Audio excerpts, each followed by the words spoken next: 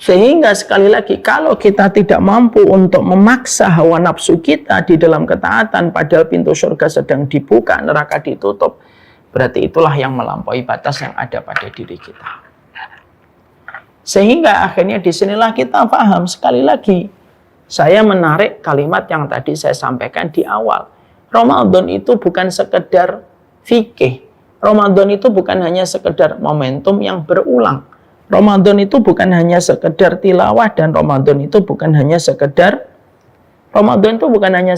tilawah, dan Ramadan bukan hanya sekedar qiraah. Ramadan itu karunia besar, karena ini merupakan paruh waktu yang disebut dengan prime time, dan ini merupakan paruh waktu yang Allah favoritkan pada kehidupan manusia. Dan tidak ada amal yang paling menjadi jalan pintasnya kita ke surga kecuali adalah salah satunya Ramadan. Selamat datang di channel Langkah Iman Istiqomah. Jangan lupa like, komen, dan subscribe. Dan semoga kita semua mendapatkan ilmu yang bermanfaat. Amin. Kita mulai kajian kita. Bismillahirrahmanirrahim. Assalamualaikum warahmatullahi wabarakatuh.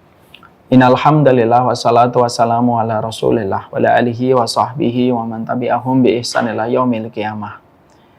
Seluruh para penuntut ilmu, seluruh para shaimin dan shaimat yang hari ini kita duduk, semoga apa yang kita perbuat, semoga apa yang kita lakukan pada Ramadan kita betul-betul datang dari hati yang ihtisab.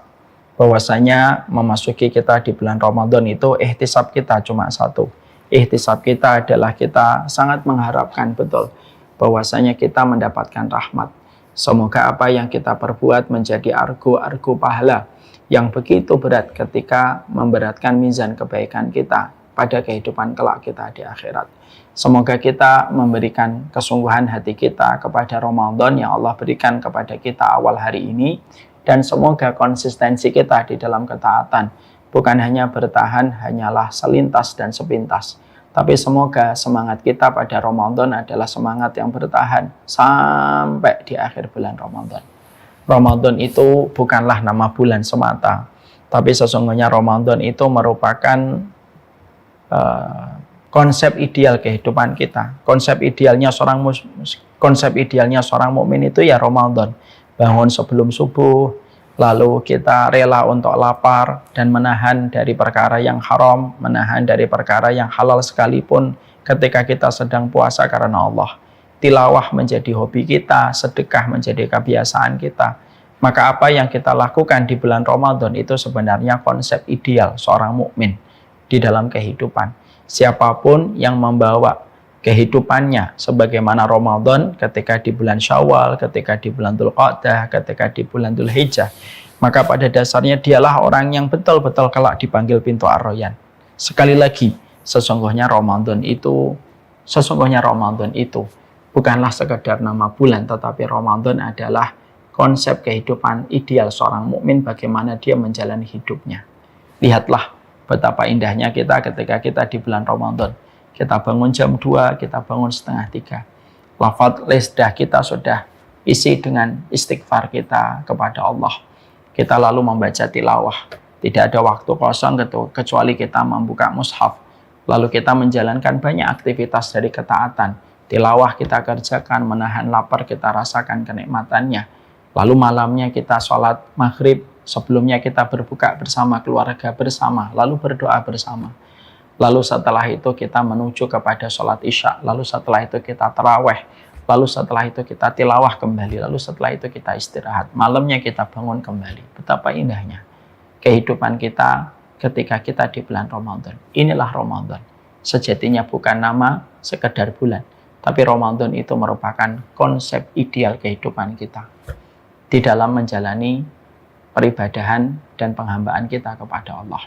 Semoga kita senantiasa diberikan oleh Allah hati kita, jiwa kita, kehidupan kita Ramadan walaupun Ramadan telah meninggalkan kita. Amin insyaallah.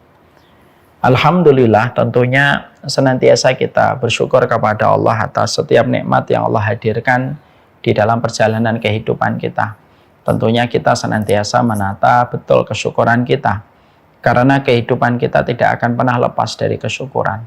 Sesungguhnya di surga itu ada ribuan derajat, dan semua derajat di surga tidak bisa dicapai kecuali ketika kita memiliki 3 perkara. Imam Ibnu Qayyim mengatakan inna fil jannati manzilatun la yanaluha illa bisabri wa syukri wa ridha. Sesungguhnya di surga itu ada banyak sekali derajat yang Allah janjikan kepada setiap hamba, dan tidaklah seorang mukmin mendapatkan derajat-derajat di surga kecuali ketika mereka memiliki 3 pilar pada kehidupan mereka. Pilar yang pertama, hendaklah kamu sabar kalau kamu sedang diuji. Yang kedua, hendaklah kamu syukur ketika diberikan nikmat. Dan hendaklah kamu ridho dalam setiap perjalanan kehidupan yang kamu lalui ketika mendapatkan takdir, baik takdir itu pahit atau takdir itu manis. Inilah yang menjadikan kita memberikan kesyukuran. Syukur itu akan mendatangkan kepada kita puncak-puncaknya kehidupan orang yang beriman. Karena puncaknya kehidupan orang beriman itu 3. Kita mendapatkan lapang, kita mendapatkan tenang, dan kita pasti mendapatkan berkah. Puncak kehidupan orang materialisme itu apa? Puncaknya orang materialisme itu mereka mendapatkan kekayaan, kemewahan, dan tentunya kekuasaan. Itulah puncak kehidupan materialisme dan kapitalisme. Lihat aja, kapitalisme itu selalu 3. Kalau tidak kaya, kemewahan, dan kekuasaan. Kalau kita sebagai orang beriman, puncak kehidupan orang beriman itu sangatlah bertolak belakang dengan konsep tertinggi kehidupan materialisme. Sesungguhnya konsep tertinggi kehidupan orang beriman itu lapang, tenang, dan berkah. Makanya Allah ketika mencintai kita, Allah memberikan kepada kita kelapangan. Alam nashrah laka sadrak. Bukankah kami melapangkan dadamu? Nah, kalau dada kita sudah lapang, apalagi yang bisa membuat kita kecewa? Apalagi yang membuat kita bersedih, terlalu berlarut-larut. Memang kita tetap sedih, tapi kesedihan itu tidak berlarut-larut. Karena dada kita lapang di dalam menjalani kehidupan. Makanya Allah kalau cinta sama saya, cinta sama kalian, pasti Allah melapangkan dada kita. Dan tentunya kalau ingin dicintai oleh Allah, simple. Ikuti apa yang Allah perintahkan, tinggalkan apa yang Allah larang.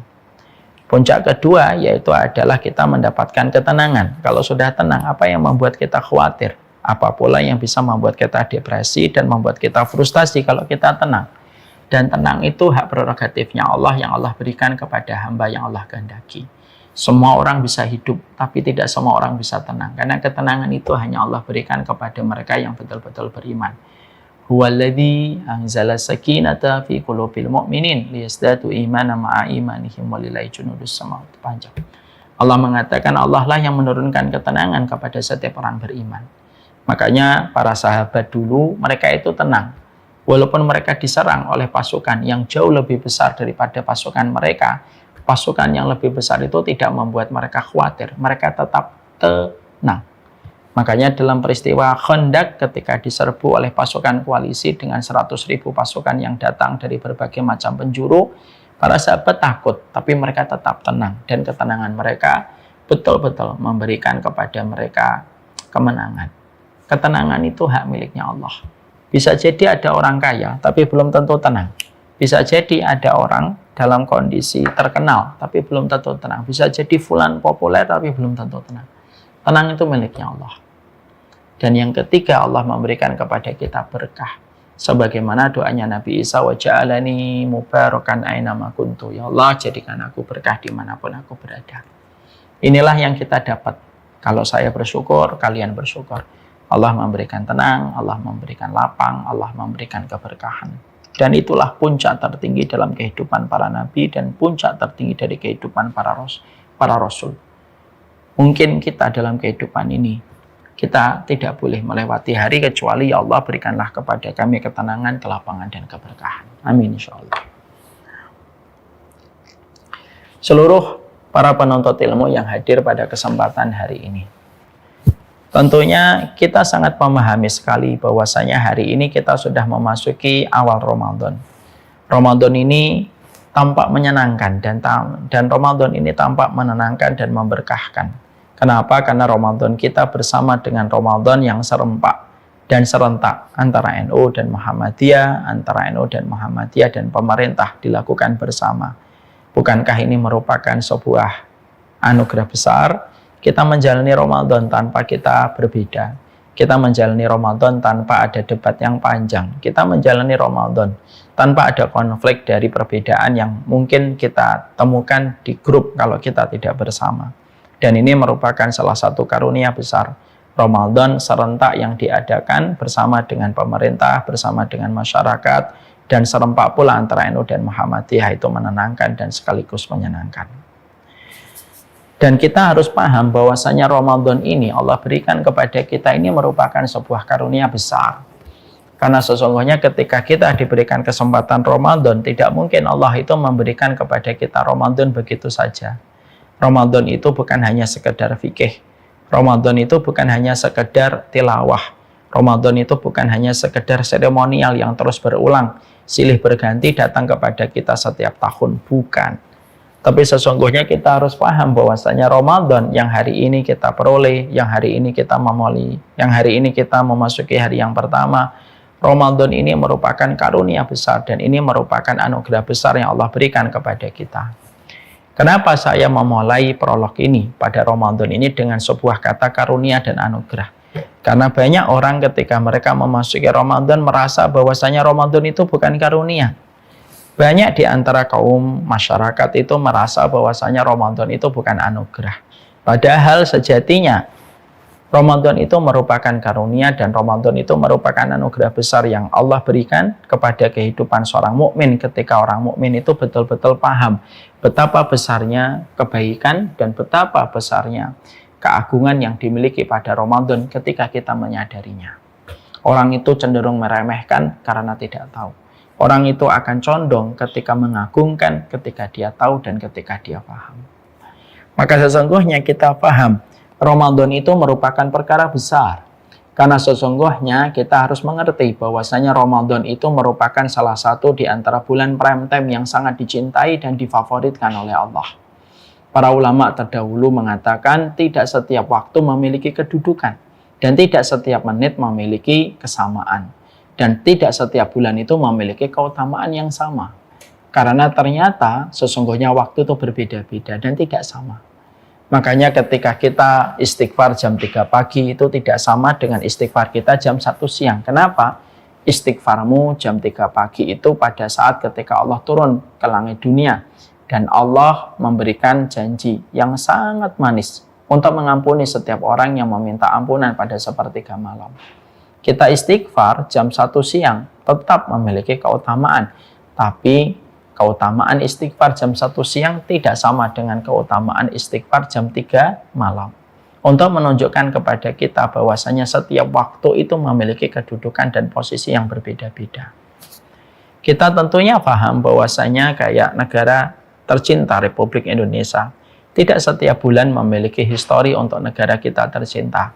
Bulan Januari, bulan Februari, tidak ada histori secara khusus untuk negara kita. Tapi bulan Agustus itu memiliki histori yang luar biasa untuk negeri kita tercinta. Makanya bulan Agustus merupakan bulan kemerdekaan. Bulan ini merupakan bulan ketika banyak instansi, banyak kantor, mereka mengadakan upacara, mereka mengadakan perlombaan, mereka mengadakan parade. Itu di bulan Agustus. Kenapa? Karena ini bulan kemerdekaan. Dan itu identik dengan bulan histori untuk negeri tercinta. Tidak salah, bukan hanya upacara yang dilakukan. Bahkan kita juga mendapati dan juga kita mendapatkan bahwasanya di bulan Agustus, narapidana di Cipinang, di Sukamiskin, ataupun di Nusa Kambangan, mereka pun mendapatkan gerasi dan mendapatkan pemotongan tahanan dan remisi ketika mereka di bulan Agustus. Kenapa? Karena histori bulan Agustus yang merupakan bulan kemerdekaan. Ini memberikan kepada kita bahwasanya sama pula dengan waktu. Kita harus paham. Tadi saya mengatakan bahwasanya Ramadan itu karunia besar. Kenapa Ramadan itu merupakan karunia besar?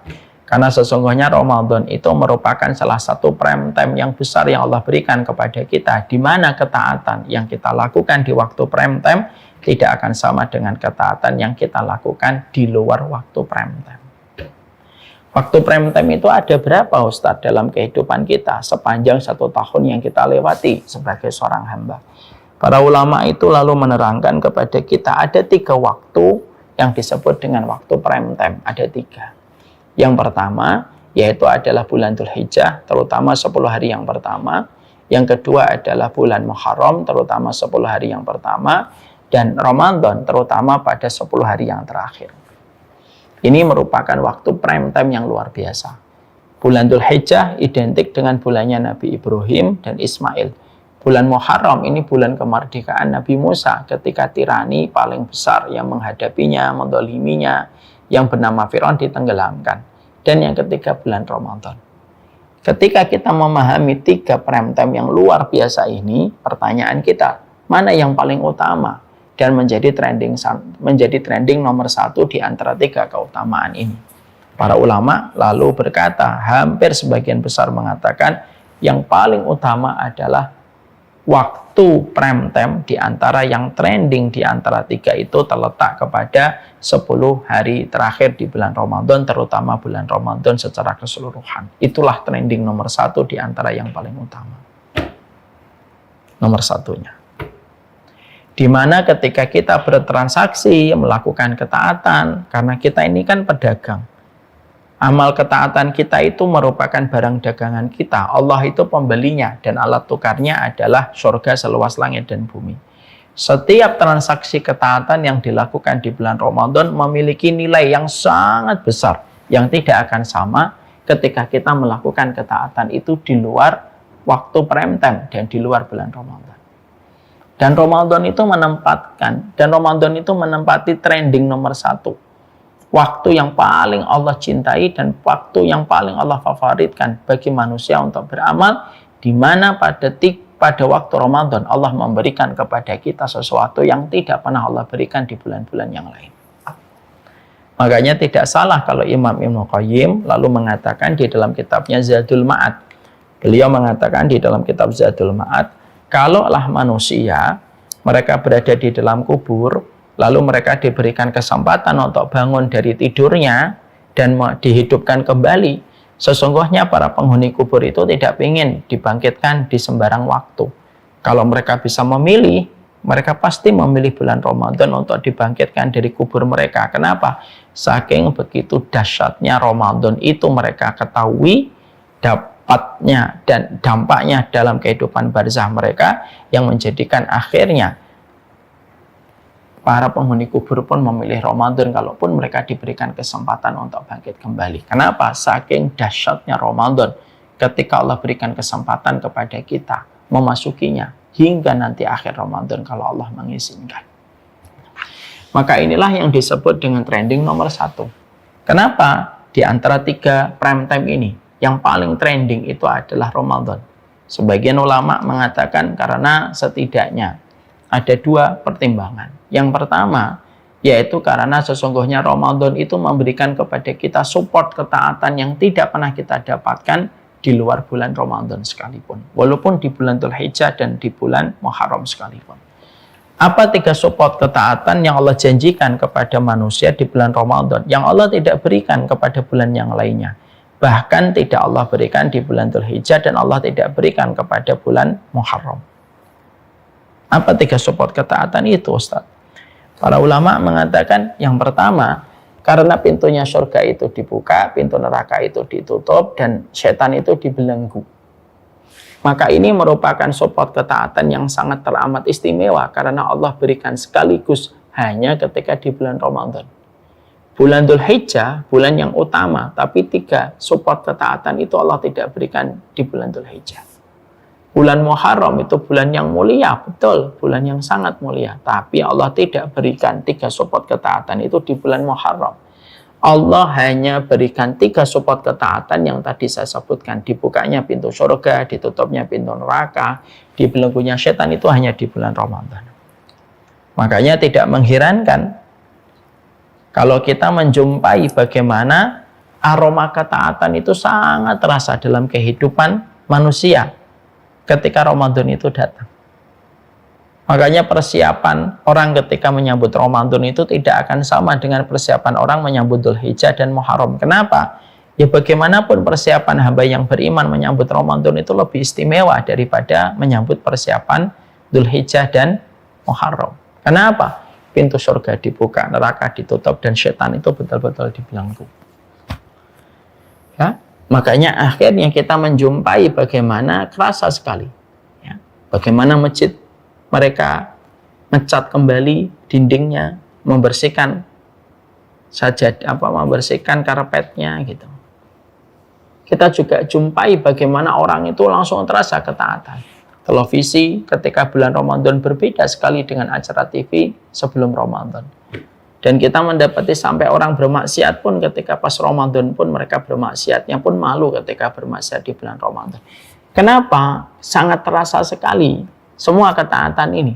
Bahkan orang yang tidak pernah datang ke masjid pun ketika di bulan Ramadan datang ke masjid. Bahkan orang yang mungkin biasanya tidak pernah tilawah ketika di bulan Ramadan itu dia tilawah. Kenapa? Semua ini begitu terasa datang, mengalir ketika Ramadan itu datang. Ya karena support ketaatan yang luar biasa ketika Allah bukan hanya membuka surga tetapi menutup neraka dan membelenggu setan. Makanya luar biasanya adalah sampai ada satu kaidah di dalam perkataan para ulama. Para ulama sampai mengatakan faman hurima faqad hurima anil khairi kullah. Makanya sampai kita menjumpai dan kita mendapatkan barang siapa yang diharamkan, barang siapa orang yang diharamkan dari ketaatan di bulan Ramadan, seakan-akan dia diharamkan dari semua ketaatan di luar bulan Ramadan. Kalau di bulan Ramadan saja dia tidak bisa melakukan ketaatan. Ini teguran untuk kita. Ini kita menunjuk hidung kita. Karena musuh kita di bulan Ramadan itu ya diri kita sendiri. Bahkan syaitan pun dibelenggu. Sebagian ulama mengatakan kekuatannya itu diambil sebagian besar oleh Allah pada waktu bulan Ramadan. Makanya sampai akhirnya kita tadi mengetahui siapapun yang diharamkan dari ketaatan di bulan Ramadan, seakan-akan dia diharamkan dari ketaatan itu di luar bulan Ramadan. Artinya, kalau ada di antara kita di bulan Ramadan, kok tidak sampai khatam Al-Quran? Maka pertanyaannya itu simpel. Terus di bulan mana lagi kamu akan khatam Al-Quran kalau di bulan Ramadan kamu tidak khatam Al-Quran?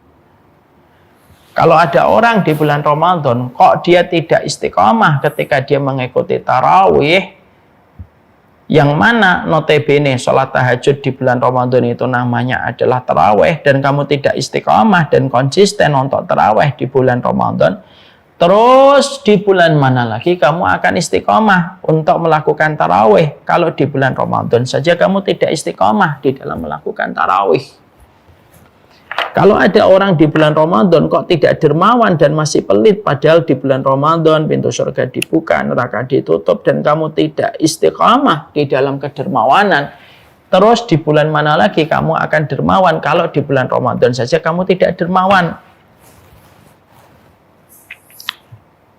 Itu memberikan kepada kita satu arti betul, bahwasanya kalau ada orang ketika mereka tidak bisa melakukan ketaatan, sedangkan semua support ketaatan itu sedang dibukakan oleh Allah untuk manusia, berarti orang itu parah sekali. Sampai ketaatan di bulan Ramadan pun tidak bisa dia lakukan.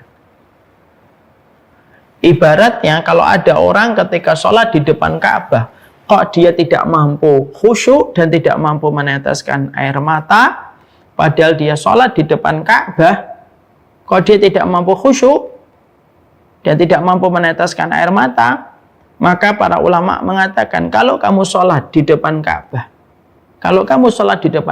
kok kamu tidak khusyuk, terus di tempat mana lagi kamu akan khusyuk kalau di depan Ka'bah saja kamu tidak khusyuk? Ya. Jadi ini merupakan perkara untuk melihat kepada diri kita. Makanya kalau ada orang ketika di bulan Ramadan kok masih melakukan kemaksiatan, dan ketika di bulan Ramadan dia masih melakukan dosa-dosa besar, maka memang betul setannya kan dibelenggu. Kenapa dia melakukan dosa besar? Ya karena dialah setannya. Karena Ramadan itu akan menyibak diri kita, apakah diri kita itu telah melampaui batas sampai setan tumbuh pada diri kita, ataukah setan itu tidak ada pada dirinya. Setan itu diambil dari kata syatona, yang artinya itu ba'uda. Sesuatu yang jauh dari rahmat itu namanya setan. Sesuatu yang jauh itu namanya setan. Dan kalau ada orang ketika mereka bermaksiat, ketika di bulan Ramadan, padahal setan lagi dibelenggu, padahal dikatakan pula bahwasanya neraka ditutup, surga lagi dibuka gitu, kok dia masih bermaksiat? Lah terus siapa yang menggoda dia untuk bermaksiat? Bukan menggoda, dialah setan. Karena Ramadan itu akan menyibak diri kita, ini setan atau tidak setan. Itu kata para ulama sebagian, sebagaimana dijelaskan oleh Imam Ibnu Hajar. Makanya betul kalau akhirnya sebagian ulama mengatakan kalau kita ingin mengetahui apakah hati kita ini kotor ataukah hati kita ini bersih gitu. Cara untuk mengetahui apakah hati kita kotor ataukah hati kita bersih itu salah satunya dengan sebuah alat detektor, yaitu adalah bagaimana ketika kita menjalani Ramadan. Kalau ada orang ketika dia bermaksiat di bulan Ramadan berarti fix dan confirm. Kalau ada orang ketika menjalani Ramadan kok dia masih bermaksiat, masih melakukan zina, masih melakukan riba, masih melakukan aktivitas-aktivitas dari dosa-dosa besar, berarti fix dan confirm. Bukan setan yang salah pada hidupnya, tapi dialah telah menjadi setan pada hidupnya sendiri ketika dia sudah melampaui batas. Ya. Inilah yang menjadikan kita akhirnya memahami betul. Inilah Ramadan. Jadi Ramadan itu sebenarnya kita sedang berkompetisi dengan diri kita sendiri. Ya. Sehingga sekali lagi kalau kita tidak mampu untuk memaksa hawa nafsu kita di dalam ketaatan padahal pintu surga sedang dibuka, neraka ditutup, berarti itulah yang melampaui batas yang ada pada diri kita. Sehingga akhirnya disinilah kita paham. Sekali lagi saya menarik kalimat yang tadi saya sampaikan di awal. Ramadan itu bukan sekedar fikih. Ramadan itu bukan hanya sekedar momentum yang berulang. Ramadan itu bukan hanya sekedar tilawah dan Ramadan itu bukan hanya sekedar tilawah dan Ramadan bukan hanya sekedar qiraah. Ramadan itu karunia besar. Karena ini merupakan paruh waktu yang disebut dengan prime time dan ini merupakan paruh waktu yang Allah favoritkan pada kehidupan manusia. Dan tidak ada amal yang paling menjadi jalan pintasnya kita ke surga kecuali adalah salah satunya Ramadan. Setiap jalan ada jalan pintasnya. Kalau kita menuju Bintaro ada jalan pintasnya. Kalau kita menuju Bandung ada jalan pintasnya. Kalau kita menuju ke Surabaya ada jalan pintasnya. Surga pun ada jalan pintas. Dan sesungguhnya jalan pintas manusia menuju surga itu apa? Jalan pintas manusia menuju surga itu ya Ramadan itu. Amal yang kita lakukan di bulan Ramadan itu jalan. Semuanya merupakan shortcutnya kita ketika menuju kepada rahmat. Karena argo pahala manusia, ketika dia melakukan amalan di bulan Ramadan, argo pahalanya itu sangatlah besar. Saking begitu besarnya, Allah tidak pernah menceritakan berapa kali kelipatan yang Allah janjikan. Saking gedenya argo pahala kita dilipat gandakan oleh Allah. Makanya dalam hadis qudsi Allah cuma mengatakan apa? Wassawmu li wa ana ajzi bihi. Puasa itu untukku dan akulah yang menggantinya langsung. Dan Allah tidak ceritakan detailnya berapa. Amal-amal yang lain itu diceritakan berapa kali Allah melipat gandakan. Antum sedekah 700 kali lipat. Antum membaca Al-Quran, satu hurufnya 10 kebaikan. Antum dzikir sore kayak sore ini, maka antum mendapatkan keutamaan membebaskan 4 budak. Antum dzikir setelah sholat subuh lalu tidak bangkit dari posisi tidur, dari posisi duduk antum sampai matahari terbit dan sholat 2 rakaat sebanding dengan umroh. Antum sholat di Kuba sebanding dengan umroh. Antum melakukan amalan di bulan Dzulhijjah sebanding dengan orang yang jihad. Semua amal rata-rata diceritakan detail oleh Allah. Tapi amalan yang dilakukan di bulan Ramadan ketika dilakukan di waktu prime time, itu Allah tidak menceritakan. Dan Allah merahasiakan. Kenapa Allah merahasiakan? Syekh Utsaimin mengatakan Allah tidak menceritakan berapa puluh kali lipat Allah melipat gandakan amal di bulan Ramadan. Li'adhamil jaza'. Karena besarnya pahala yang terkandung ketika kita, karena besarnya pahala yang terkandung, yaitu ketika kita di bulan Ramadan, ketika kita beramal. Saking gedenya Allah merahasiakan. Ini amalan favorit Allah. Makanya tidak mengherankan para ulama sampai mengatakan amalan Ramadan itu amalan istimewa sekali. Kenapa amalan Ramadan itu istimewa di sisi Allah? Sampai Allah jadikan ini amalan favorit yang Allah di antara manusia yang beramal. Karena di bulan Ramadan, manusia itu merasakan kehadiran Allah. Makanya amalan Ramadan itu tidak pernah diutak-atik sama Allah. kata para ulama. Maaf ya, kita ini kalau melakukan puasa, itu ngerasain kehadiran Allah. Ibadah yang kita secara langsung merasakan kehadiran Allah itu puasa. Contoh, antum kalau lagi berkumur-kumur, itu jarak antara mulut antum yang ada di dalamnya air dengan tenggorokan antum hanya sejarak 1 cm. Tapi kenapa tidak mau kita teguk air itu? Ya karena kita tahu Allah melihat apa yang kita lakukan walaupun seluruh manusia di timur dan barat tidak melihat kita. Tapi tetap kita tidak mau melakukan. Kenapa? Karena kita merasakan kehadiran Allah. Itu contoh konkret. Makanya kenapa Ramadan itu sangat istimewa dirasakan oleh Allah dan Allah memberikan reward yang istimewa di bulan Ramadan. Karena manusia itu merasakan kehadiran Allah secara kuat ketika di bulan Ramadan. Makanya di antara istimewanya amalan Ramadan bukan hanya menjadi shortcutnya manusia untuk menuju kepada rahmatnya Allah. Bahkan amalan Ramadan itu, kata sebagian ulama, merupakan amalan yang tidak akan pernah dijadikan bumper kedoliman ketika orang itu melakukan kedoliman. Paham maksudnya? Insya Allah belum. Saya ceritakan. Kalau kita sholat kita itu masih bisa dikurangi. Ketika kita melakukan kedoliman, pahala sholat kita membayar kedoliman. Kalau kita sedekah kita itu masih bisa dijadikan bumper untuk mengganti kedoliman kita dan kejahatan kita. Karena setiap kedoliman itu menuntut pembayaran. Dan pembayarannya itu salah satunya dengan amal soleh kita. Ya. Tapi khusus dengan amalan Ramadan itu tidak akan pernah digunakan oleh Allah menjadi bumper untuk mengganti kedoliman manusia itu. Kalau dia orang puasa ini melakukan kedoliman, diambilkan dari pahala yang lain, tapi pahala Ramadannya itu dijaga oleh Allah, dipackaging oleh Allah dengan indah. Dan tidak diutak-atik oleh Allah. Kenapa? Saking cintanya Allah kepada pahala Ramadan. Makanya ini merupakan amalan istimewa, yang sangat istimewa di Ramadan. Makanya saya ingat dengan doanya Nabi SAW yang sangat indah. Doanya Nabi itu, ada doa Nabi yang sangat indah. Allahumma inni as'aluka hubbaka, wa hubba man yuhibbuka wa hubba amalin yuqarribuni ila hubbika. Ada doanya Nabi yang sangat indah. Ya Allah, aku memohon kepada Engkau cintamu, cinta orang yang mencintaimu, dan amalan yang paling Engkau cintai, yang mendekatkan aku kepada cintamu. Mari kita bedah doanya. Aku memohon cintamu, aku memohon cinta orang yang mencintaimu, dan aku memohon amalan yang paling Engkau cintai yang mendekatkan aku kepada cintamu. Ternyata Nabi mengatakan, Nabi berkata, aku tidak memohon cinta, aku tidak memohon umur yang panjang supaya bisa beramal dengan amalan semuanya. Tidak, Nabi tidak berdoa semacam itu.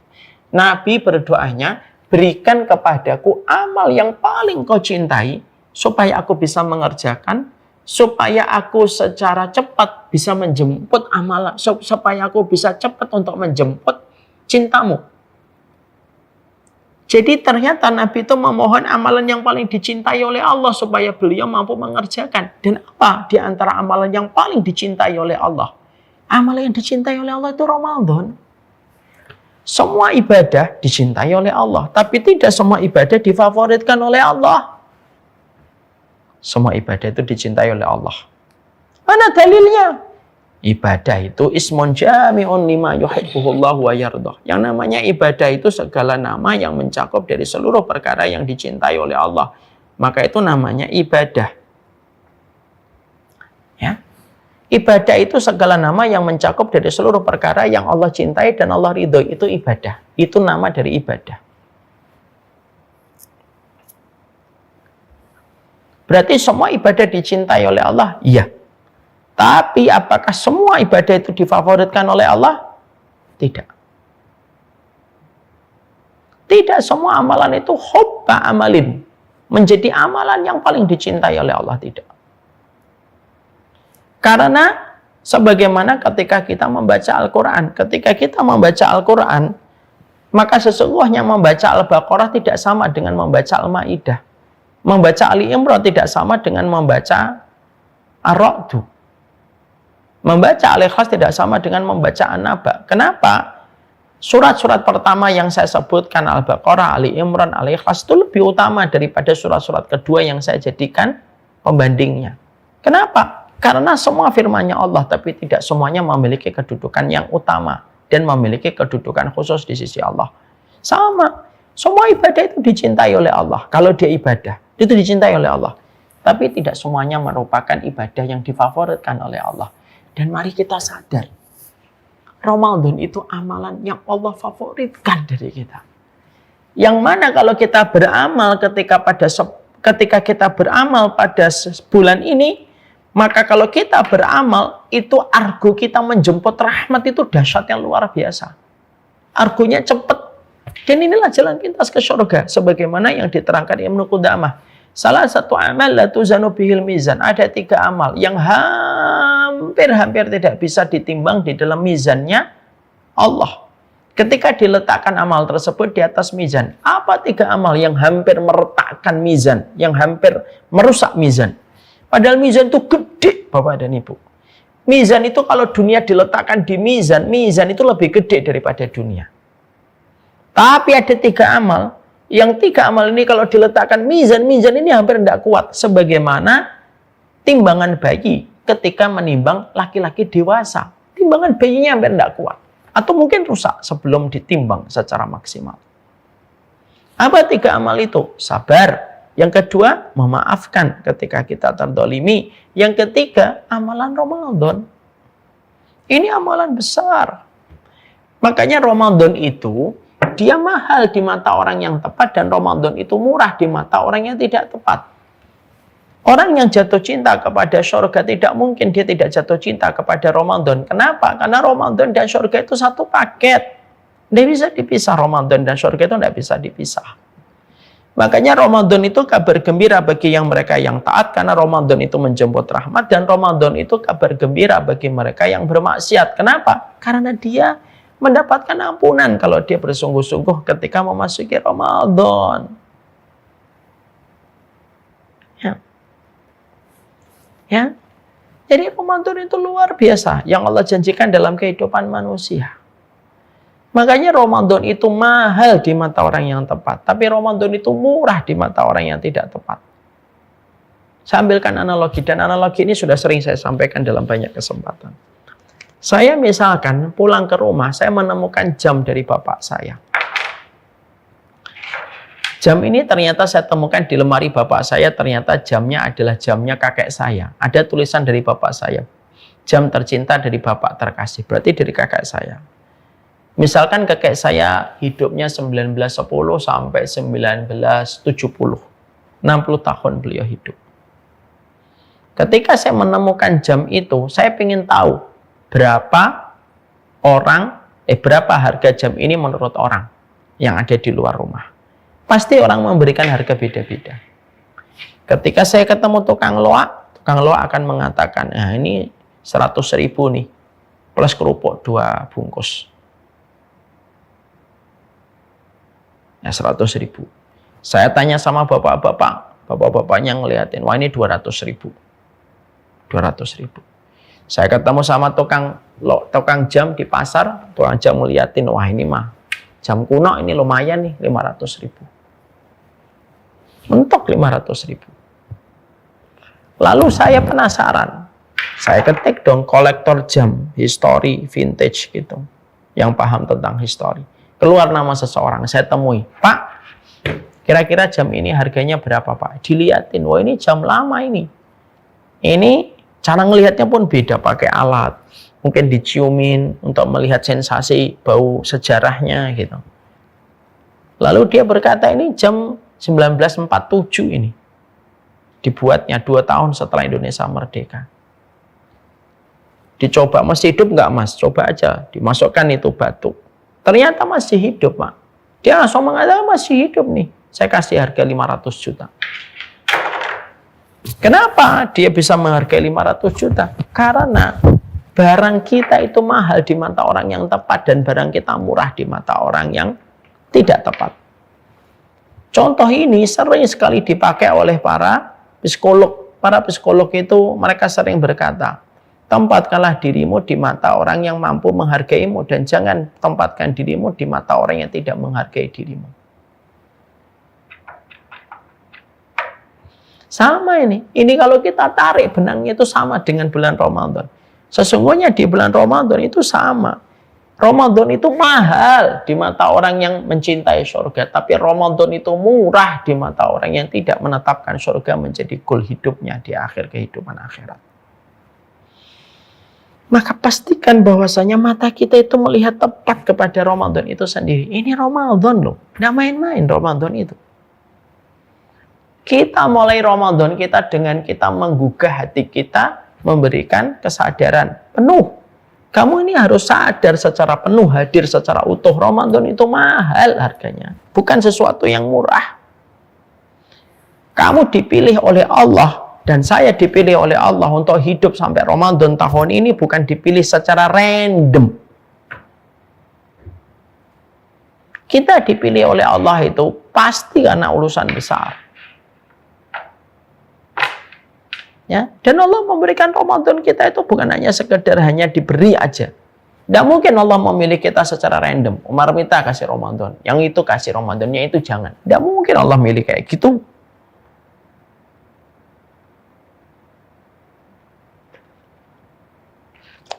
Dan itu yang kita harus mengerti betul. Jangan sampai kita masuk Ramadan tanggal 1, bentar lagi kita akan berbuka. Lalu kita tidak hadir secara utuh, tidak sadar secara penuh. Dalam perjalanan kita ketika kita menjalani Ramadan. Ini Ramadan, ini perkara besar yang hadir pada kehidupan kita. Makanya inilah yang menjadikan kita akhirnya memahami betul dahsyatnya Ramadan di dalam perjalanan kehidupan kita.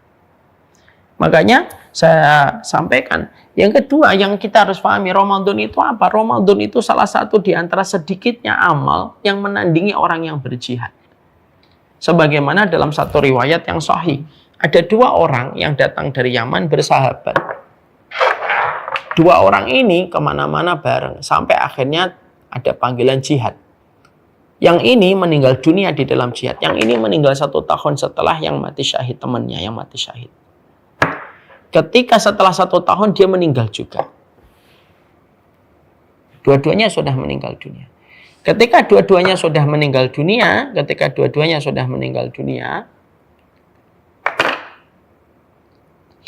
maka ada salah satu sahabat yang bermimpi bahwasanya mereka masuk ke surga dua-duanya, tetapi yang ini masuk surga lebih dulu dan ini derajatnya lebih tinggi dibandingkan sahabat yang mati syahid. Jadi ini lebih tinggi derajatnya di surga. Dan lebih dulu dipanggil di dalam surga dibandingkan yang ini. Padahal ini mati syahid. Para sahabat yang menjumpai mimpi itu bingung gitu. Sampai mereka berdatang kepada Nabi dan Nabi bertanya kepadanya, apa yang kamu bingungkan dari mimpimu? Ya Nabi, ada 2 orang. Yang satu mati syahid, yang satu tidak mati syahid. Tapi mati setelah 1 tahun setelah yang pertama. Tapi kenapa kok ini masuk surga lebih dulu dan lebih tinggi derajatnya dibandingkan yang ini? Perhatikan jawaban Nabi. Bukankah sahabat yang ini, yang meninggalnya 1 tahun setelah yang pertama, walaupun dia tidak mati syahid, dia mendapatkan tambahan hidup 1 tahun? Betul. Di dalam 1 tahun itu dia mendapatkan 1 Ramadan? Betul ya Rasulullah. Dan dia mendapatkan tambahan sholat selama 1 tahun? Betul ya Rasulullah. Tambahan Ramadannya 1 dan tambahan sholatnya 1 tahun, itulah yang menjadikan dia derajat yang lebih tinggi daripada yang mati syahid. Apakah kita nggak tergetar hadis ini? Tambahan 1 Ramadannya dan tambahan sholatnya selama 1 tahun, itulah yang menjadikan dia derajatnya lebih tinggi dibandingkan yang mati syahid. Dan Nabi ketika menyebutkan Ramadan dan sholat yang Nabi sebutkan pertama kali itu Ramadan. Waqad adraka bi Ramadan wa shalla fi hasanatan. Ya Rasulullah, dia mendapatkan tambahan 1 Ramadan dan mendapatkan tambahan sholat selama 1 tahun. Tambahan Ramadannya itu dan tambahan sholatnya itulah yang menjadikan dia tinggi derajatnya di surga.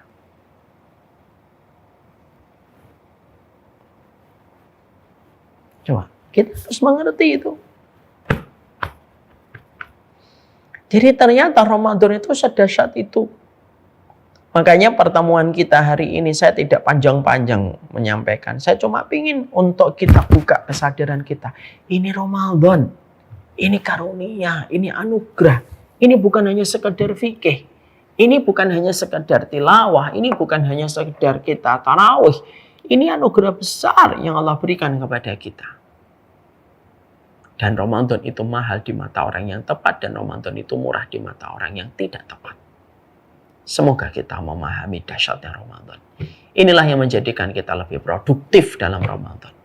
Inilah yang menjadikan kita berkompetisi dengan diri kita sendiri. Kalau ada di antara kita, kok di bulan Ramadan maksiat, berarti dialah setannya. Setan dari kalangan jin dibelenggu. Tapi setan yang ada pada dirinya akan muncul kalau memang dia itu sudah buruk hatinya dan buruk jiwanya.